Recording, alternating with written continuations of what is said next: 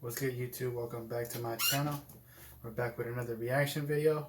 I wanted to check out 8 creepy unexplainable phone calls. This is just a video that it popped up in my news feed and I just wanted to watch it, and I'm in the mood for something scary. So without further ado, let's get right into it.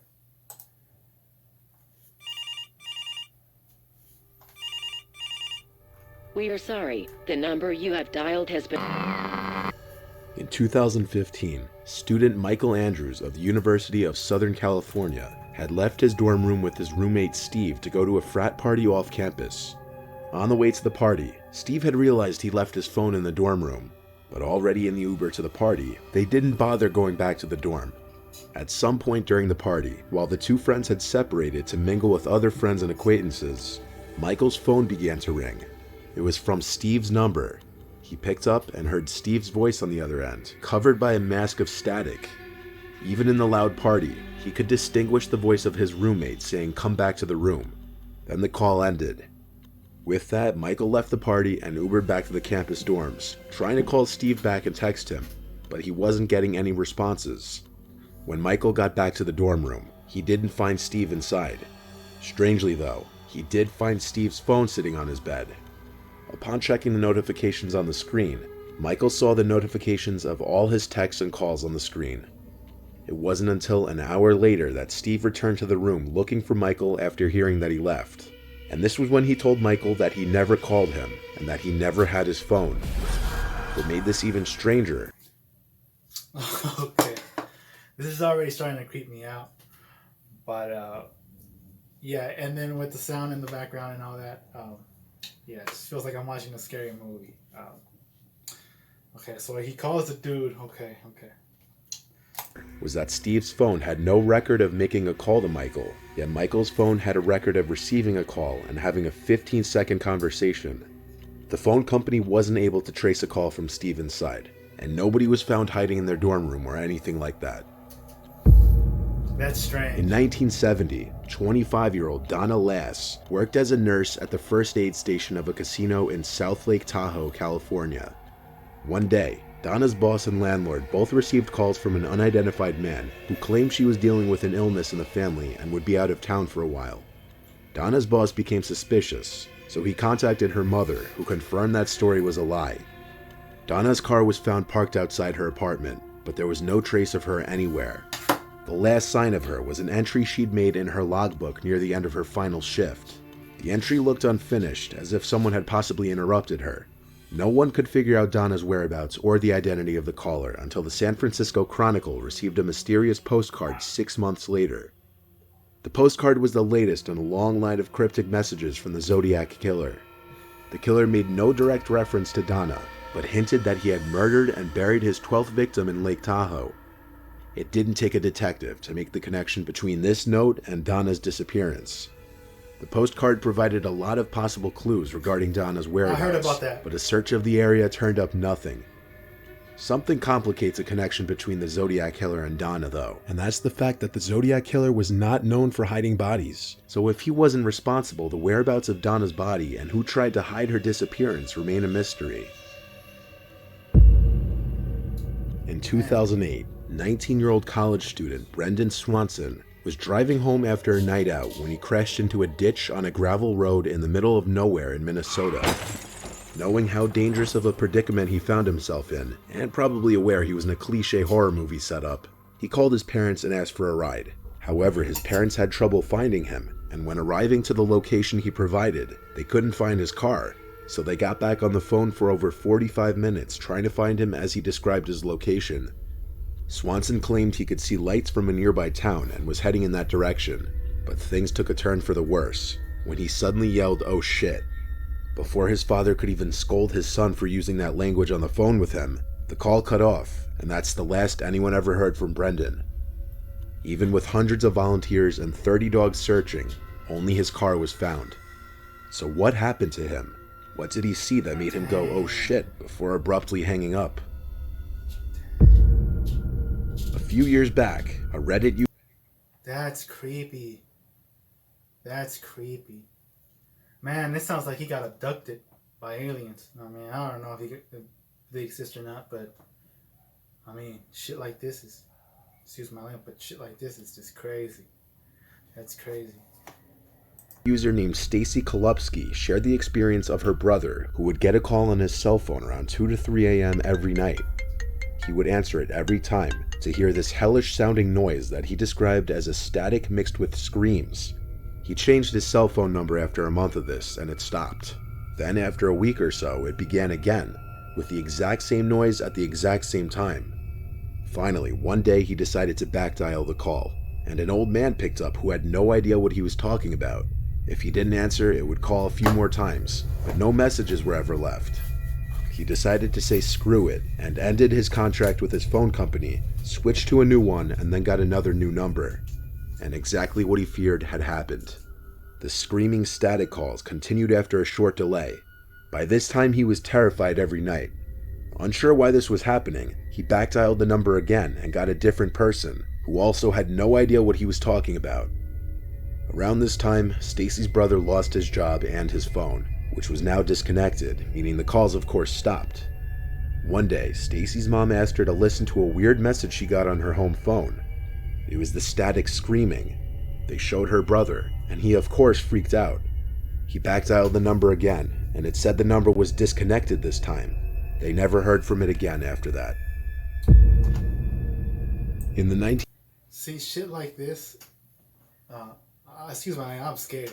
But stuff like this, man, like I wouldn't be able to, like, how do you go on living, you know, like a normal life, like, if, you know, like, if you can't explain certain things, you know, and that's the thing with the human mind, you know, we're always trying to figure out, you know, what we don't know. It's like our mind is fixated on, like, trying to find out, trying to put things together, and when we can't, that's, I mean, that could be stressful, you know, because if you can't explain something, I mean, like, it'll just be in the back of your mind, like, it's just one of those things. But man, that is creepy. So but yeah, let's get back to this video. 1970s, Bashir Kaushaki opened a successful restaurant in Washington, D.C., and for over a decade enjoyed nothing but success. But in 1983, he became the target of a non-stop stream of threatening phone calls that came several times a day, every day.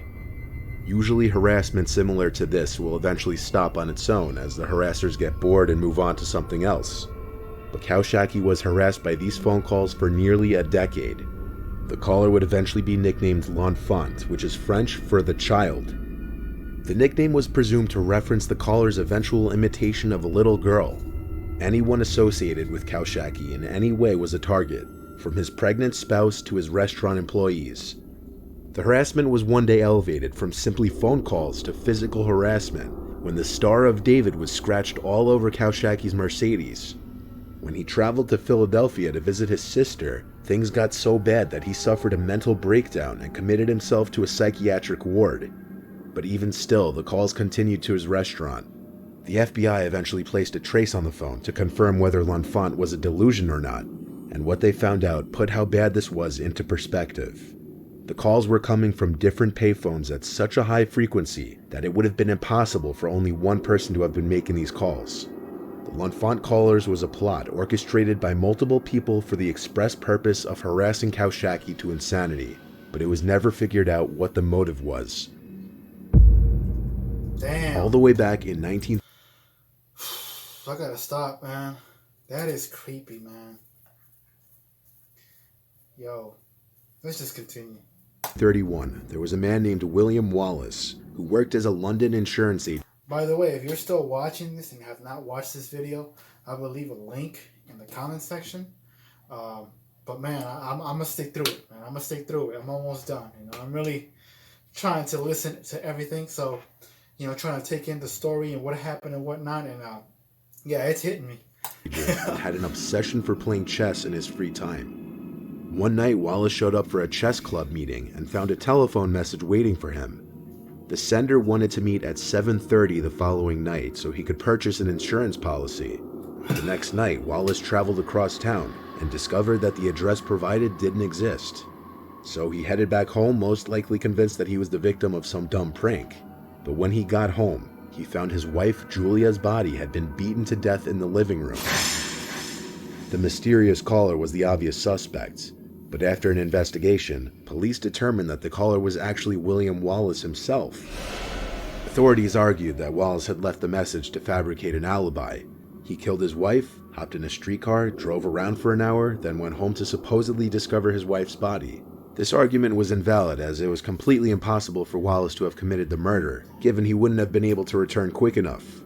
The jury found Wallace guilty of the murder anyway, but luckily the Court of Criminal Appeal immediately overturned the conviction. The killer was never identified, but the prime suspect was a former employee of Wallace's insurance firm, who allegedly asked his wife to provide him a fake alibi and was seen wearing bloody gloves and hosing down his car on the night of the murder.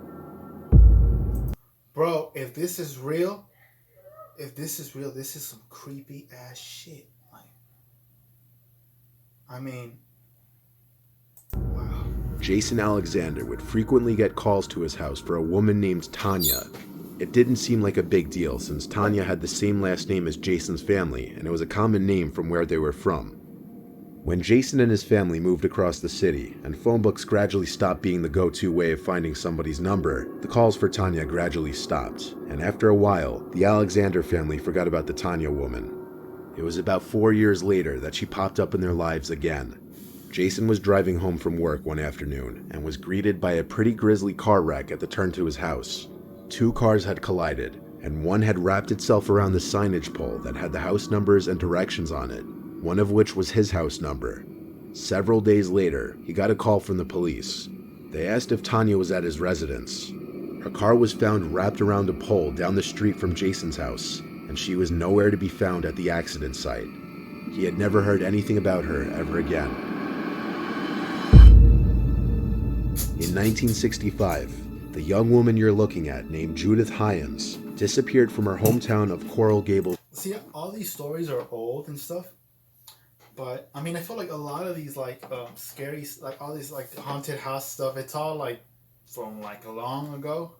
I mean, I'm sure there's some current stuff, but I feel like things were a lot more creepier back then. I don't know if it's just me. I don't know. What do you guys think? What are your thoughts on like haunted things? You know, like I don't know. I feel like things were like, it's always like in the past, like a century ago or something. You know, you have these like histories and like with murders and stuff, and places become haunted and all that. I mean, I don't really think about this stuff, but I mean, I do find it intriguing because it's so mysterious, the mystery behind it. But yeah, let's just finish this video off. Florida. Everyone feared the worst when her abandoned car was found in Atlanta with blood in the backseat. Judith was pregnant and recently went through a divorce. She allegedly made arrangements to get an illegal abortion from a Hungarian doctor named George Hajdu. He was charged with conspiring to perform the abortion but skipped bail and fled the country. After this, the case was forgotten for a quarter century until it was rejuvenated by a series of bizarre phone calls. In 1990, the Coral Gables police captain Chuck Smith received a message from an Omaha, Nebraska radio host claiming he had information about Judith's disappearance. Smith called the host back, but the host was completely confused. The host said he never made the call, and he knew nothing at all about Judith. Smith soon received another anonymous call claiming Judith was alive in Omaha. Smith knew nothing about the case, but he had recently traveled to Omaha to deliver a lecture at a police academy, and he started to wonder if this was a prank.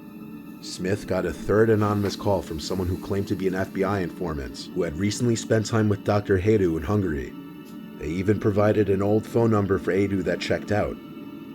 Smith was confused, and with such a baffling case, he took the story to the TV show Unsolved Mysteries. Days after the Judith Hiams episode was broadcast, Smith got an anonymous letter confirming what many people suspected all along. Judith died during an illegal abortion and wound up in a watery grave.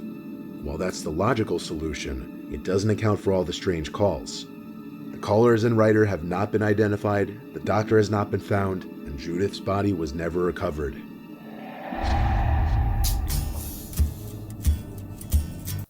Okay, this video's over and I'm glad it's over. Man, it's just so scary, but I mean, like I was saying, I feel like a lot of these stories are like from a long ago, but I don't know, that's something, I don't know what was going on back then, or maybe that's just a bias, but I don't know.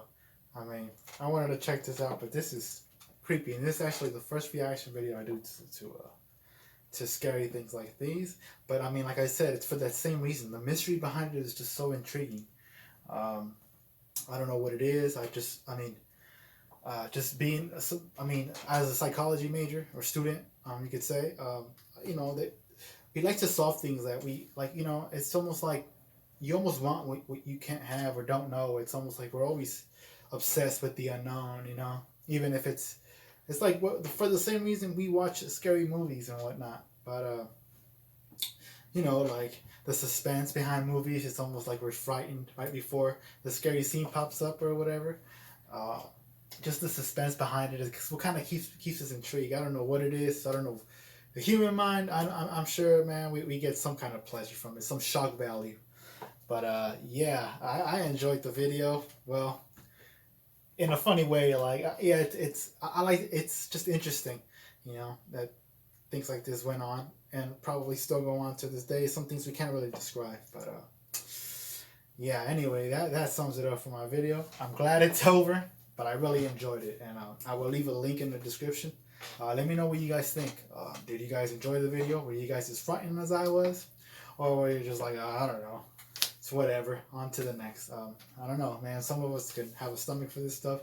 I'm one of those persons, but I mean, I don't really have time to be watching, like, to go to the movies or watch movies like this. I mean, every now and then, but yeah, it's either, for me, it's comedy. Number one, comedy, and then I go with horror. But yeah, anyways, enough about me. That sums it up for my video. I thank you guys for watching, and until next time, peace.